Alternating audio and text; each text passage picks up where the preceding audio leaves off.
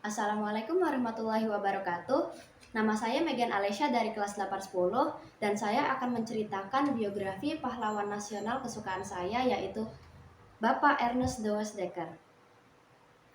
Dari namanya tidak terdengar seperti orang pribumi ya. Memang beliau ini adalah orang keturunan campuran.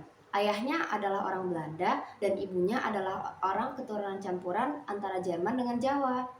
Beliau lahir pada tanggal 8 Oktober 1879. Beliau menamatkan pendidikan dasar di Pasuruan, setelah itu melanjutkan ke Gymnasium Koning William III School di Batavia. Setelah lulus, beliau bekerja di sebuah perkebunan kopi bernama Sumber Duren di Malang, Jawa Timur. Namun, di sana ia melihat dan merasakan betapa kerasnya perlakuan mandor Belanda terhadap pekerja kopi yang merupakan rakyat pribumi.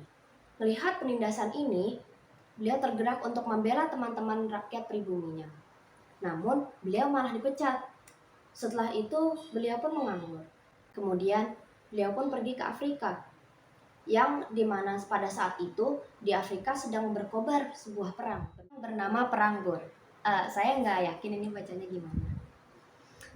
Dan di perang itu, beliau itu membantu Afrika dalam melawan Inggris. Namun akhirnya perang ini dimenangin oleh Inggris dan beliau dan bersama orang-orang Afrika pun dipenjara. Dalam penjara itu, beliau bertemu dengan seorang sastrawan India dan sejak saat itu pemikirannya pun mulai terbuka terkait sastra dan kolonialisme. Nah, setelah itu pun dia kembali ke Hindia Belanda, yaitu nama zaman dulu sebelum ada Indonesia. Dan di Hindia Belanda pun ia menjadi penulis di surat kabar bernama De Locomotive. Dalam tulisan-tulisannya di surat kabar terlihat bahwa beliau lebih memihak Indonesia atau kaum pribumi dibandingkan dengan Belanda. Sampai akhirnya beliau berani untuk menuliskan sebuah kritik terhadap kaum Belanda. Tulisannya itu berjudul Kebangkrutan Politik Etis di Hindia Belanda pada bulan Februari 1908. Tulisan ini begitu mengkritik Belanda hingga membuat Belanda tersinggung. Ia pun semakin berani dan menyampaikan dendam pada pemerintah kolonial dituangkan lewat tulisan.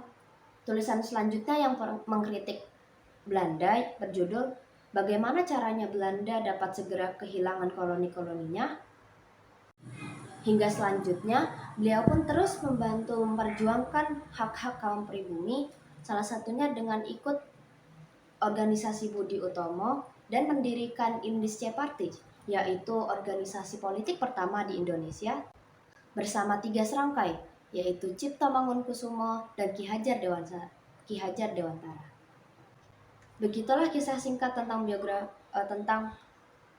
Pak Ernest Does Dekker. Selanjutnya masih banyak kisah hidupnya yang belum saya sampaikan, tapi saya rasa cukup di sini. Yang saya suka dari karakter beliau adalah beliau begitu berani dalam menyampaikan perasaannya meskipun bertentangan dengan pemerintah pada saat itu. Terima kasih. Wassalamualaikum warahmatullahi wabarakatuh.